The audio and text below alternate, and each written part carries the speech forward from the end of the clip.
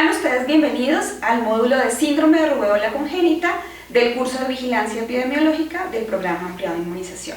Mi nombre es Jenny Neira, yo soy enfermera, magíster en salud pública, tengo 20 años trabajando con el programa ampliado de inmunización y en este momento soy la asesora de inmunizaciones de la Organización Panamericana de la Salud para Bolivia.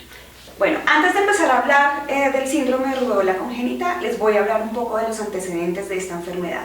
La rubeola fue descrita por primera vez en el siglo XVIII, pero fue hasta 1941 cuando el oftalmólogo australiano Norman Gregg determinó y encontró a través de la observación que las cataratas congénitas estaban asociadas a la rubeola en la embarazada.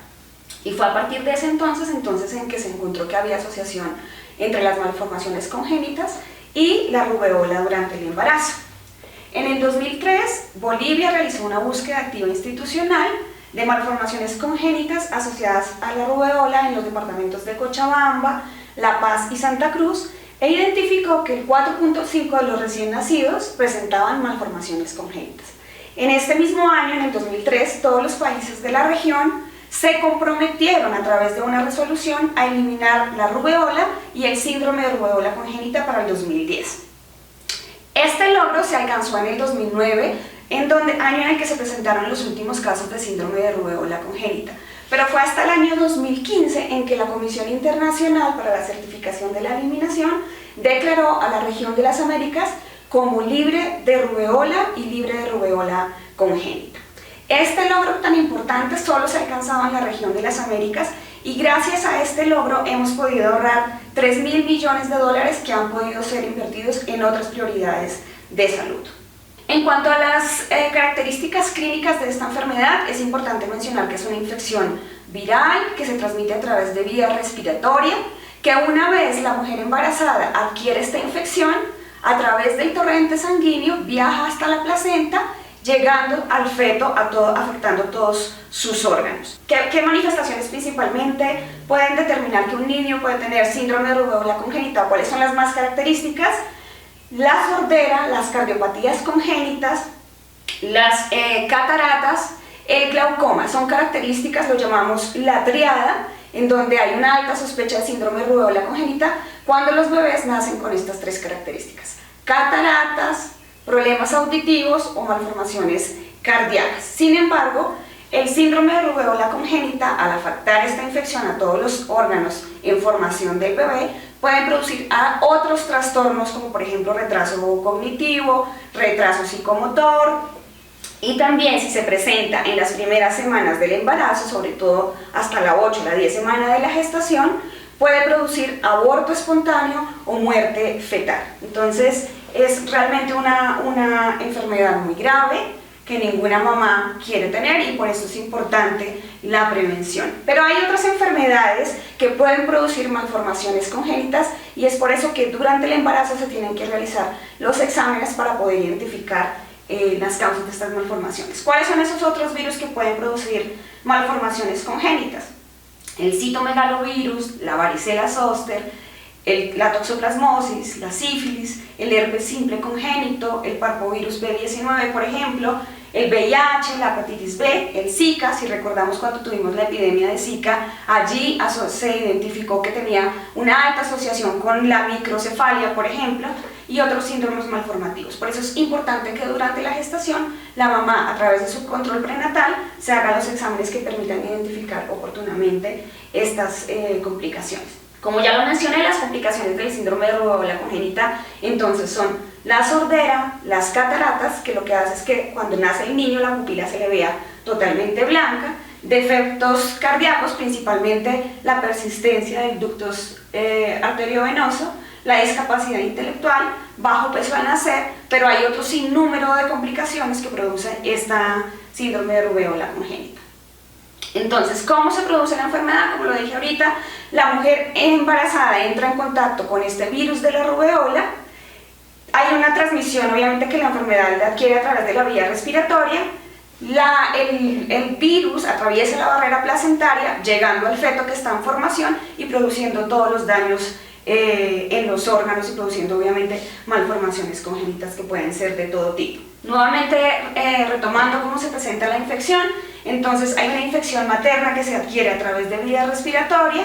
Durante la viremia, que es esa transmisión o ese viaje del virus a través de la sangre, llega a la placenta, puede haber aborto u óbito, y si hay una infección fetal persistente, hay una inhibición de la mitosis, que es que se evita la replicación celular, y obviamente hay todos estos daños que vemos acá, como lo que ya mencioné, datos en los ojos, retardo del crecimiento intrauterino, lesiones óseas, alteraciones del corazón con cardiopatías congénitas, deficiencias visuales como catarata, microftalmía, glaucoma, que obviamente pueden hacer que el niño o tenga ceguera o tenga muchas limitaciones para ver. Y sordera, y dependiendo de la semana de gestación en la que se adquiera la infección de la rubeola, puede ser totalmente sordera o puede ser hipoacusia. Y también alteraciones como la encefalitis, el retardo mental, el retardo del desarrollo psicomotor, entre otras enfermedades.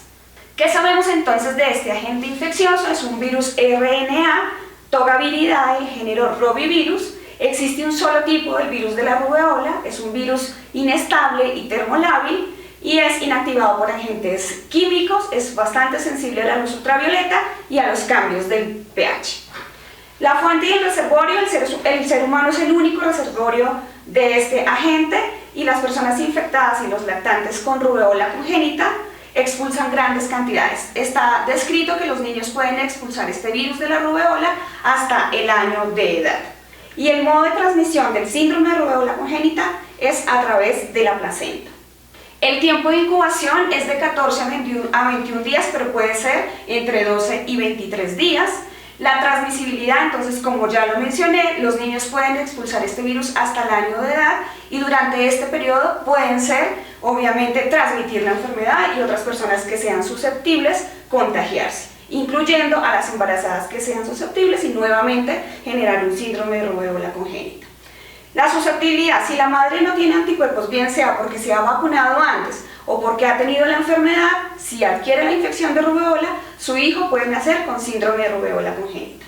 Si la madre se enfermó o fue vacunada antes del embarazo, su hijo va a tener los anticuerpos de la madre, pero a los 6 meses de edad, este niño ya va a perder los anticuerpos, y es por eso que la recomendación de vacunar con 2 dosis al año de edad. La inmunidad se adquiere ya bien sea si se ha tenido la enfermedad o si ha recibido la vacunación con sarampión rubeola, y paperas, que son las vacunas actualmente disponibles que protegen contra esta enfermedad. Para el diagnóstico de síndrome de rubeola congénita tenemos que tener en cuenta 3 elementos importantes. Uno, los aspectos clínicos, el otro, los aspectos epidemiológicos y los aspectos de laboratorio. En el componente clínico vamos a mirar que realmente este niño cumpla con la definición de caso, es decir, que tenga algunos de las malformaciones congénitas que hemos mencionado y en donde obviamente el médico sospeche que se trata de un síndrome de rubeola congénita. En el aspecto epidemiológico es muy importante ver los antecedentes de la madre durante el embarazo, si realmente esta mamá tuvo una infección por rubeola que esté documentada por ejemplo, un diagnóstico de laboratorio durante la gestación. Y en la parte del laboratorio es importante tener en cuenta obviamente cuáles son esos resultados de laboratorio que se le deben tomar al niño, que son pruebas serológicas, aislamiento viral e identificación del RN de la rubeola a través de la PCR. Entonces, con estos elementos vamos a poder determinar si realmente se trata de un síndrome de rubeola congénita o no. Tratamiento no hay. Es una enfermedad que se trata de acuerdo a la enfermedad congénita con la que padezca el niño, y lo que se quiere con este tratamiento es mejorar la calidad de vida de los niños, pero es muy difícil solucionar un trastorno de estos que ya son congénitos. ¿Cuáles son las pruebas de laboratorio que se necesitan para hacer el diagnóstico del síndrome de rubeola congénita? Unas son las pruebas de ELISA, que se necesitan para determinar los anticuerpos IgM o IgG, que son los que nos van a decir si hay una infección en este niño reciente. La prueba de IgM al nacimiento, si esta prueba de IgM al nacimiento da negativa, no es suficiente para descartar el caso, ya que en muchos niños aparece esta IgM después del mes de nacimiento. Entonces aquí la recomendación es repetir esta prueba. Y también se hace para determinar qué títulos de IgG tiene. Si después de los 6 meses la IgG permanece, estamos hablando de un síndrome de rubeola congénita, de una infección por rubeola congénita, y si tiene las malformaciones, de un síndrome de rubeola congénita. Esta muestra se hace en sangre, se almacena entre 2 y 8 grados, no se recomienda tener por más de 7 días en refrigeración de 2 a 8, antes de este tiempo se debe centrifugar y almacenar a una temperatura de menos 70 o de menos 20. El aislamiento viral en cultivo celular y la PCR se hace a través de un hisopado naríngeo, nasofaríngeo o faríngeo, y también se puede hacer tomando muestra de orina. También se debe almacenar entre 2 y 8 grados y solamente por las primeras 48 horas. Después de esto tiene que centrifugarse también, por ejemplo, la orina y almacenar a una temperatura de menos 70 a menos 20 grados. Y si se ha identificado que verdaderamente se trata de un síndrome de rubeola congénita, en el caso de la región nos interesa mucho saber la procedencia de este virus, porque es una región donde ya no existe esta enfermedad, entonces también se tendrá que hacer genotipificación y son muestras que se deben enviar a nuestro laboratorio de referencia, que es el CDC. Bueno, ¿cuáles son las medidas de control entonces en los casos de síndrome de rubeola congénita? Tenemos dos acciones de respuesta, unas que son individuales, que van dirigidas a la atención del paciente, y otras que son de tipo colectivo, que su objetivo fundamental es evitar la propagación y que la presencia de otros casos, tanto de rubeola como de síndrome de rubeola congénita. Entonces, tanto en el recién nacido como la embarazada hay precauciones generales que debemos tener en cuenta. El lavado de manos frecuente antes y después de cada procedimiento que hagamos con estos pacientes que han sido diagnosticados con síndrome de rubeola congénita. El uso de barbijo, las gafas y las mascarillas de protección. Recordemos que esta es una enfermedad que se transmite por vía respiratoria, por lo tanto el aislamiento respiratorio es muy importante. Y algo también muy importante es que todo el personal de salud debe estar vacunado. Debe tener sus 2 dosis de sarampión, rubeola y paperas.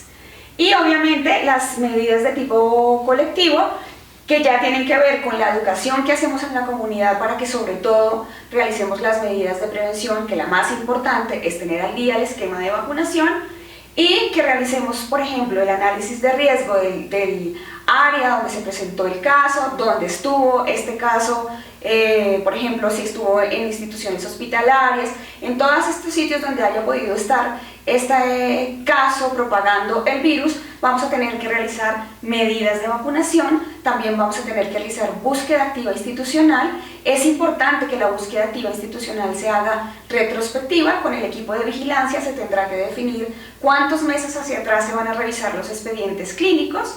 Es importante que esos expedientes clínicos se revisen, por ejemplo, en las maternidades, en las salas de neonatos, para poder identificar si existen otros casos sospechosos de síndrome de rubeola congénita. Y por supuesto, todas las actividades de vacunación alrededor del caso. Dependiendo del análisis que se haga de las coberturas de vacunación, se determinará cuál va a ser la extensión de la vacunación, cuántos barrios, si se va a hacer la vacunación en todo el municipio, etc. Pero esa decisión se debe tomar basado en el análisis de riesgo que se haga con el equipo de investigación y del PAI. Las medidas de control entonces del paciente, un poco enfatizando en las que se hacen en el recién nacido. Preferiblemente estos niños deben ser tratados en casa, porque en un ambiente hospitalario se aumenta el riesgo de propagación de la enfermedad, pero si obviamente es un caso con complicaciones y se tiene que trabajar en el ambiente hospitalario, nuevamente reiterar todas las medidas de aislamiento respiratorio estricto que se deben tener en cuenta. Se debe notificar inmediatamente al centro de salud, se debe llenar de manera completa la ficha de vigilancia epidemiológica, y acá hago especial énfasis porque muchas veces se llenan las fichas pero no se completan todas las variables, y todas las variables que están descritas en las fichas epidemiológicas son de vital importancia para poder determinar si se trata de un verdadero caso o no, y también para establecer las medidas de respuesta. Se deben tomar las muestras adecuadas, ya lo mencionamos, las muestras de sangre, las muestras de hisopado naríngeo, nasofaríngeo, faríngeo, y las muestras de orina si así se solicita. Y obviamente algo también que es muy importante es hacer el censo de todos los contactos directos o indirectos con los que este paciente haya podido estar. Los indirectos son los que están, por ejemplo, en los hospitales, y los directos tienen que ver ya con su círculo familiar, por ejemplo. En las mujeres embarazadas, el manejo hospitalario está indicado solamente para los casos complicados con alto riesgo, mismo que lo que hablamos con el recién nacido. Nuevamente, como es una enfermedad que se adquiere por la vía respiratoria, que se transmite por la vía respiratoria, el aislamiento respiratorio estricto es muy importante. ¿Qué otra cosa? Establecer las características de infección de la madre. Es importante todos estos aspectos epidemiológicos: dónde vive la madre, si la madre estuvo de viaje, si recibió visitas del extranjero. Recordemos que esta es una enfermedad ya eliminada en la región, ya eliminada en Bolivia, por lo que establecer dónde pudo haberse contagiado la mamá es muy importante. Si la información suministrada por la madre es inespecífica o no se pudo informar, es necesario verificar la presencia de rubeola en el área de residencia de la madre. Por eso aquí también nuevamente es importante la búsqueda activa institucional para identificar la presencia de otros posibles casos, y la búsqueda activa comunitaria, es decir, alrededor de la residencia de la madre, donde la madre haya podido estar y tener contacto en su sitio de trabajo, en otros lugares importantes donde la mamá se haya desplazado, poder identificar si hay otros casos de rubeola en la madre. Bueno, ¿cuáles son los objetivos de la vigilancia del síndrome de rubeola congénita? Específicamente para Bolivia y para la región, que vuelvo y repito, ya no tenemos síndrome de rubeola congénita, la vigilancia se hace para poder documentar que todavía permanecemos libres de esta enfermedad. Eso es un objetivo importante. El otro es para poder identificar casos a tiempo y actuar en consecuencia, y obviamente evitar la propagación. Otro de los objetivos de la vigilancia de síndrome de rubeola congénita es evaluar el impacto de la vacunación en el país. Y otros objetivos que también son importantes, como por ejemplo generar información descriptiva que caracterice el comportamiento y la dinámica de estos eventos en el país cuando se lleguen a presentar. Esperemos que no tengamos casos. Orientar el accionar de salud pública con el fin de diagnosticar y tratar oportunamente los casos. Contribuir al mejoramiento de la identificación de casos, brotes y su investigación. Lo principal para el caso de Bolivia y para el caso de la región es que queremos proteger este logro que hasta ahora se ha alcanzado, y evitar que no detectemos un caso a tiempo a través de la vigilancia, y que cuando lo detectemos ya quizás sea demasiado tarde. Por eso es que esta vigilancia es muy importante. ¿Cuál es la definición de caso entonces para la vigilancia epidemiológica en Bolivia? Todo niño menor de 1 año cuya madre durante el embarazo haya tenido antecedente de infección por rubeola y que presente alguna de estas malformaciones congénitas, como las cataratas congénitas, los defectos cardíacos congénitos, la discapacidad auditiva, púrpura o cualquier otra malformación congénita en el que el médico, el personal de salud que lo atiende, sospeche que puede tratarse de un síndrome de rubeola congénita. ¿Cómo confirmamos entonces a través del laboratorio si la IgM ha dado positiva específica para rubeola? Si hay un aumento significativo en los títulos de anticuerpos de IgG, que se sabe tomando 2 muestras tomadas con 1 mes de intervalo, y si hay un aislamiento de este virus de la rubeola en el aislamiento viral, y si su PCR sale positivo. Dependiendo de la edad del niño, estos criterios de laboratorio van a variar un poco. Si es menor de 6 meses o si el niño es mayor de 6 meses a 12 meses de edad, estos resultados que son diferentes, van a permitir decir si se trata de un caso confirmado o si vamos a descartar el caso. Cuando estamos hablando de un caso clínicamente confirmado, cuando el médico sospecha que se trata de un síndrome de rubeola congénita, pero no fue posible tomar estos exámenes de laboratorio para poderlo confirmar a través del laboratorio. Entonces, y no se sabe o se desconoce si la mamá estuvo infectada durante el embarazo. Cuando no hay estos exámenes de laboratorio y no hay una buena investigación epidemiológica que nos permita confirmar el caso, sobre todo a través de las muestras de laboratorio, estamos hablando de que se trata de un fallo en la vigilancia epidemiológica. Pues todo caso que cumpla con esta definición de caso en el país debe notificarse inmediatamente y deben tomarse las pruebas de laboratorio que están recomendadas. Cuando hablamos de un caso importado, que sería para el caso de Bolivia, si llegáramos a tener en este momento un caso, podríamos hablar en una de estas clasificaciones, o un caso importado, ya que en el país no tenemos síndrome de rubeola congénita, de una madre que haya viajado 23 días antes de la concepción de su embarazo o hasta la semana 24 de gestación, que haya viajado a otro lugar fuera del país. Un caso relacionado con la importación es un niño en el que se le haya confirmado el síndrome de rubeola congénita a través del laboratorio y que la madre haya estado expuesta a un caso confirmado, importado, que se haya confirmado en el país y que hace parte de una misma cadena de transmisión. Y una infección por rubeola congénita es todo niño menor de 1 año que tenga sus muestras de laboratorio positivas, las muestras de laboratorio confirmadas para diagnosticar este síndrome, pero que no tenga ninguna característica de malformación congénita. Es decir, es un niño aparentemente sano, sin ninguna malformación congénita, pero sus pruebas de laboratorio hacen que se confirme que tiene una infección, no un síndrome de rubeola congénita. Recordar también que la rubeola, el síndrome de rubeola congénita y las otras enfermedades prevenibles por vacuna son de notificación obligatoria.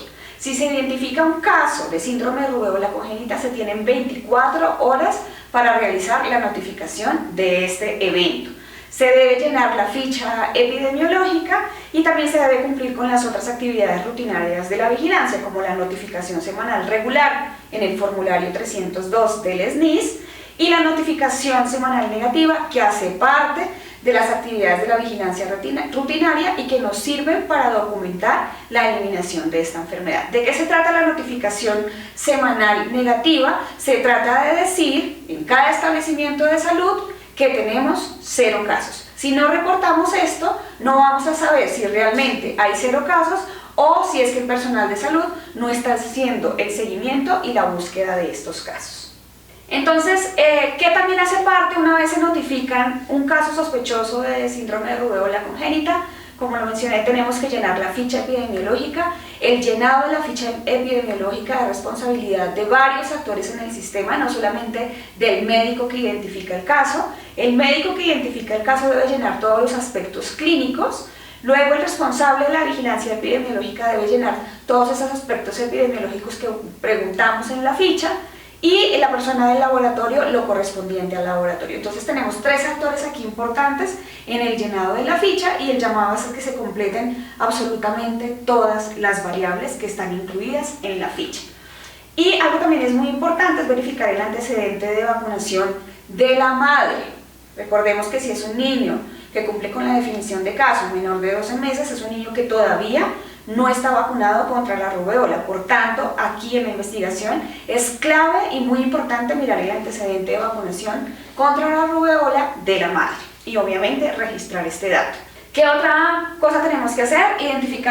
Realizar la línea de tiempo para poder identificar la fuente de infección de la madre de su infección por rubeola y poder ver si se trata, como lo mencioné ahorita, de un caso importado relacionado con la importación o de fuente desconocida. Pero esta línea de tiempo es muy importante porque a partir de ella vamos a tomar y a realizar todas las intervenciones de vacunación y de seguimiento y de búsqueda activa institucional y comunitaria. Y por supuesto, como ya lo mencionamos, la toma de muestras al primer momento en que se identifique este caso sospechoso se deben tomar las muestras, como ya lo dije, muestras de sangre, muestras de PCR de hisopado nasofaríngeo, naríngeo, de orina, para hacer el aislamiento viral y la detección viral a través del RNA. Es importante también mencionar que si es un caso que se detecta después de los 6 meses de edad, es posible que la IgM ya no aparezca en este resultado del laboratorio. Por tanto, la manera de diagnosticar va a ser a través de la IgG, si estas se mantienen estables después de los 6 meses, y también a través de la PCR y el aislamiento viral. En cuanto a la toma de muestras, si se identifica en el recién nacido, la sangre se va a tomar del cordón umbilical y se van a tomar 3 hisopos estériles, 2 de la parte posterior de la nasofaringe y 1 en la garganta. El almacenamiento y el transporte, entonces los hisopos se deben colocar en 3 mililitros de medio de transporte viral y se debe conservar en refrigeración por 24 a 48 horas. Para las muestras de hisopado nasofaringeo y de orina, en caso de que se llegaran a recomendar en un caso de síndrome de rubeola congénita, estas no pueden estar entre 4 grados o 2 a 8 grados por más de 48 horas. Se deben centrifugar y se deben mantener en congelación a menos 20 o a menos 70. Y en el caso de las muestras de sangre, no está recomendado mantenerlas en refrigeración por más de 7 días. Entonces aquí también se debe separar el suero y también llevar a congelación a menos 20. Precauciones para esta toma de muestra, pues que lo debe hacer personal capacitado, que haya recibido instrucción previa y que lo haga con toda la técnica aséptica del caso. Otra parte importante cuando tengamos, que ojalá no lo tengamos, un síndrome de rubeola congénita, debemos hacer una evaluación del riesgo. O sea, ¿qué quiere decir esto? ¿Para qué se hace? ¿Qué tanto riesgo hay de que esta enfermedad se propague y yo tenga o el país tenga muchos más casos? Entonces, para eso vamos a mirar las coberturas de vacunación del lugar de residencia, del municipio, del departamento, por cada uno de los grupos de edad y a identificar qué tanto susceptibles tenemos, qué tanta población no está protegida contra la rubeola. No solamente se identifican los susceptibles sacando los niños que han quedado vacunando año tras año, sino que también tenemos que restar un 5%, asumir que un 5% de los que ya fueron vacunados no hicieron una respuesta inmunológica y asumirlos como población susceptible. Y este análisis de información lo vamos a hacer por establecimiento de salud, por municipio y obviamente también a nivel departamental. Y si se tiene información por cada una de las redes, también por las redes de salud, y toda esta información se va a ir mostrando en la sala situacional, se van a mapear las coberturas de este departamento, dependiendo del nivel de análisis que estemos haciendo, y a partir de este análisis de riesgo es que se deben planificar todas las acciones de vacunación y las acciones de respuesta. No podemos ir a vacunar sin hacer este análisis de vacunación, análisis de riesgo previo, porque esto nos permite optimizar los recursos que tenemos, que no necesariamente son suficientes todas las veces. Entonces, por eso, el análisis de riesgo para realizar las intervenciones son muy importantes para ir realmente a donde tenemos que ir. Y tenemos que hacer la capacitación del personal clínico, también revisar que estén entrenados en la respuesta rápida y que tengamos todos los departamentos, deben tener en este momento un plan de respuesta rápida a todo caso de sarampión, rubeola, síndrome de rubeola congénita, o en el caso de polio, a poliomielitis, porque recordemos son enfermedades que ya no están en la región, que ya no están en el país y que debemos actuar de manera inmediata para evitar la propagación y evitar que perdamos este logro que ha costado tanto alcanzar. Y también tenemos que en ese análisis de riesgo incluir los lugares turísticos, las festividades culturales, religiosas, las zonas de fronteras, ver cuál es el movimiento de la población en estas zonas donde estemos realizando la investigación para que de esta manera podamos también planificar las acciones de respuesta. En cuanto a la clasificación final del caso, el PAI departamental y el Comité Departamental de Inmunización tienen 15 días desde que se ha notificado el caso para realizar el informe final con la investigación completa. En este informe deben estar los criterios clínicos, epidemiológicos y de laboratorio, bien sea para descartar o para confirmar el caso. El Comité Departamental de Inmunización evaluará la clasificación y solamente con el Comité Nacional de Inmunización los casos que sean denominados complejos. ¿Cuáles son estos casos complejos? Que tal vez por los resultados del laboratorio no se puede tener la certeza de que se trata de un caso confirmado o no se puede descartar con total confianza. Entonces, estos casos se tienen que analizar en el Comité Nacional de Inmunización con el equipo del PAI también. El responsable de vigilancia epidemiológica del establecimiento de salud que notifica el caso es el responsable y es el custodio de toda la documentación de este caso. Y al final se deben hacer la entrega de 3 informes, uno inicial con los detalles de la actividad y los detalles del caso, uno complementario con las actividades de control, las actividades, los resultados de la búsqueda activa institucional, de la búsqueda activa comunitaria y los resultados de la vacunación. Y un informe ya final donde se resuma toda la investigación y ese se debe entregar a los 30 días de la notificación del caso. Entonces, en resumen, se tienen 15 días a nivel departamental para realizar la clasificación del caso. En ese transcurso deben entregar 3 informes. Y es importante que ese informe final se entregue a los 30 días. ¿Qué debe tener el expediente de todo caso que se notifique? La copia de la ficha de investigación, la copia de la historia clínica con la evaluación, el tratamiento y todos los exámenes complementarios que se le hayan hecho a este niño, la copia de resultados de laboratorio, la copia del registro de vacunación, recordando que este es un punto muy importante, y la copia del informe inicial de evolución y final. Recordemos, son 3 informes que se deben entregar. La retroalimentación del caso es muy importante, que se haga una retroalimentación al personal de salud que notificó el caso. Muchas veces el personal de salud se queja de que notifican los casos, pero luego no saben si ese caso realmente fue confirmado, fue descartado o qué pasó con este caso. Entonces es muy importante que el nivel departamental realice la retroalimentación de los resultados de la investigación y de la clasificación final del caso. Ahora vamos a ver qué indicadores de vigilancia nos permiten saber si nuestro sistema de vigilancia es lo suficientemente sensible para detectar los casos y qué tan buena es la vigilancia, que son los indicadores que denominamos indicadores de desempeño. Entonces, primero voy a hablar de la tasa de captación de casos sospechosos, que es el que nos mide la sensibilidad, la capacidad que tiene el país para detectar un caso sospechoso. ¿Cuál es la meta? Un caso sospechoso de síndrome de rubéola congénita por cada 10.000 nacidos vivos. Esto lo dividimos sobre el total de la población y lo multiplicamos por 10.000 para sacar la tasa. Recordemos, la meta es 1 por cada 10.000 nacidos vivos. El otro indicador importante es el porcentaje de cumplimiento de notificación semanal negativa. Este es muy importante porque nos dice a nivel nacional y a todos los niveles si realmente el personal de salud está pendiente de identificar casos. Si no identifican casos, tienen que igualmente decir que no han identificado casos. Entonces, este es el número de unidades notificadoras que notificaron esa semana, con 0 casos, sobre el total de unidades notificadoras seleccionadas por 100. Esto es muy importante, sobre todo en este proceso de que es una enfermedad ya eliminada en el país. Entonces nos va a servir para documentar la eliminación y que nuestra vigilancia es de calidad. El otro indicador es el porcentaje de casos investigados completamente dentro de las 48 horas.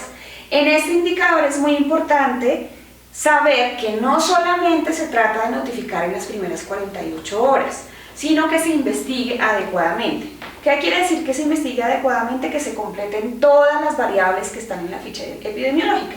Muchas veces dicen, y me han dicho, pero si nosotros notificamos en las primeras 48 horas y no cumplimos la tasa, es muy raro, algo está pasando. Lo que pasa es que si notificaron en las primeras 48 horas todos los casos, pero no completaron todas las variables en la ficha, no van a cumplir con este indicador.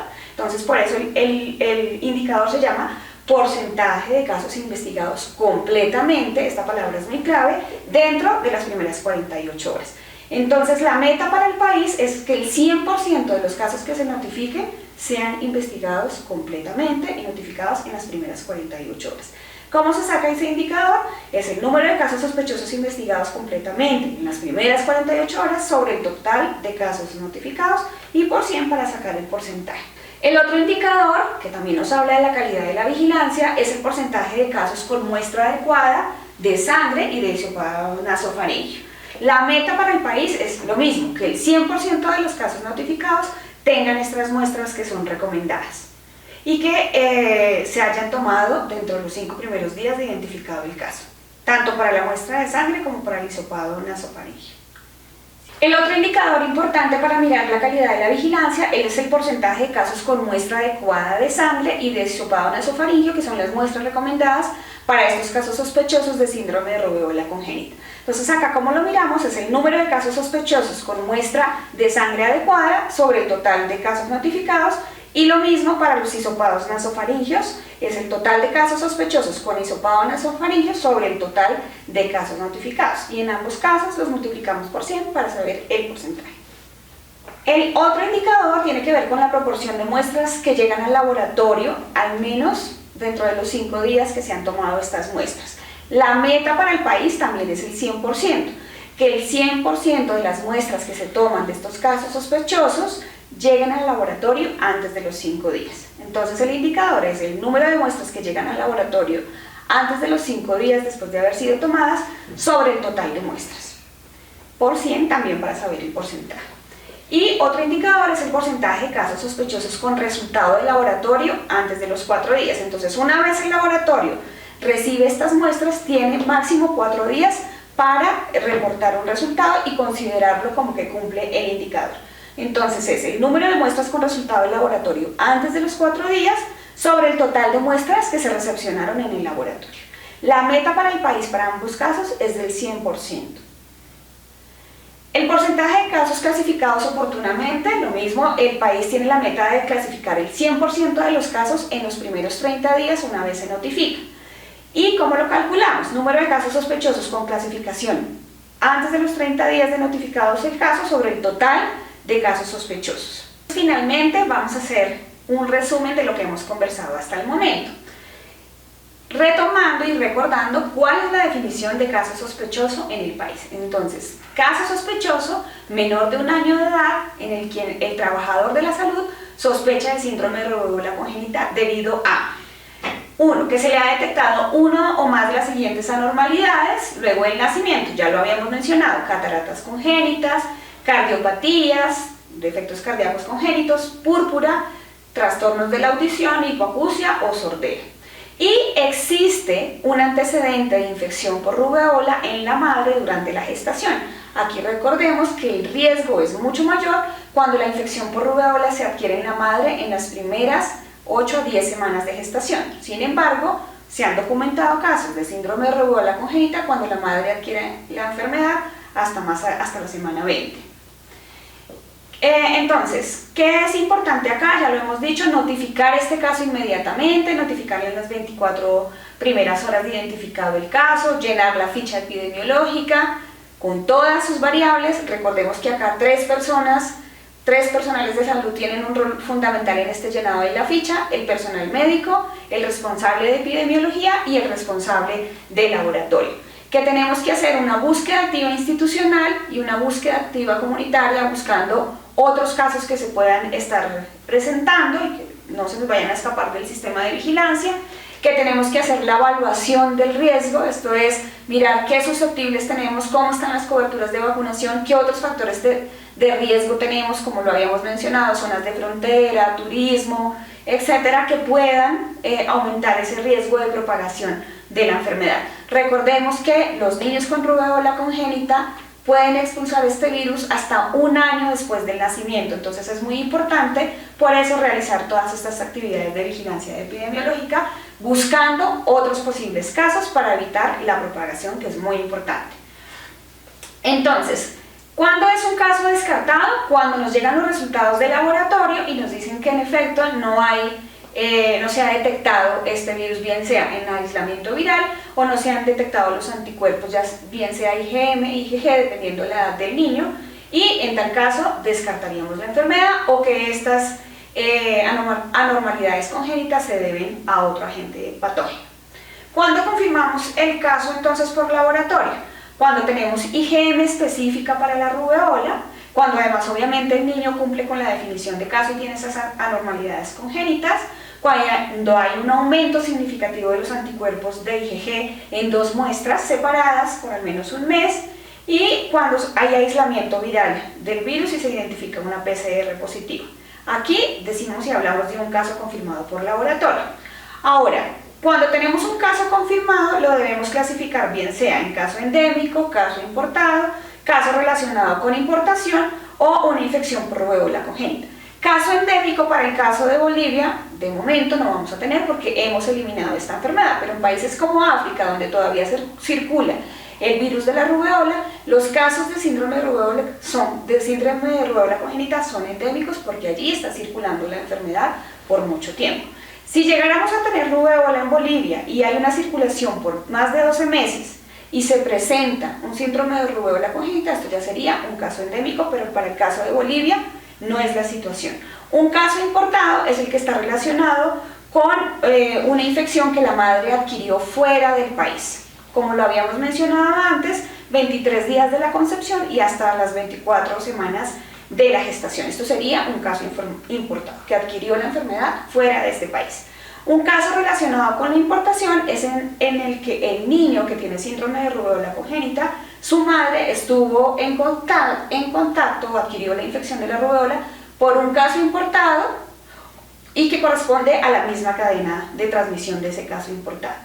Y una infección congénita por rubeola es aquel niño que no tiene las características de síndrome de rubeola congénita, es decir, no tiene cataratas, cardiopatía congénita, no tiene ninguna anormalidad congénita, pero sus resultados de laboratorio salen positivos para rubeola. Aquí estamos hablando entonces de una infección por rubéola congénita, más no de un síndrome de rubéola congénita. Entonces aquí es muy importante esa evaluación clínica que se le haga al niño. Eso era todo en este capítulo de síndrome de rubéola congénita. Les invito a revisar todo el material, la presentación, las actividades lúdicas, las preguntas y a revisar todos los otros módulos de este curso de vigilancia. Importante que nos mantengamos actualizados y esto lo hacemos sobre todo para proteger al país de este logro que le ha costado tanto alcanzar. Entonces el PAI, el Programa Privado de Inmunización, está haciendo un esfuerzo enorme por realizar cursos de capacitación y por mantener capacitado al personal. Entonces aprovechemos estas herramientas. Muchas gracias.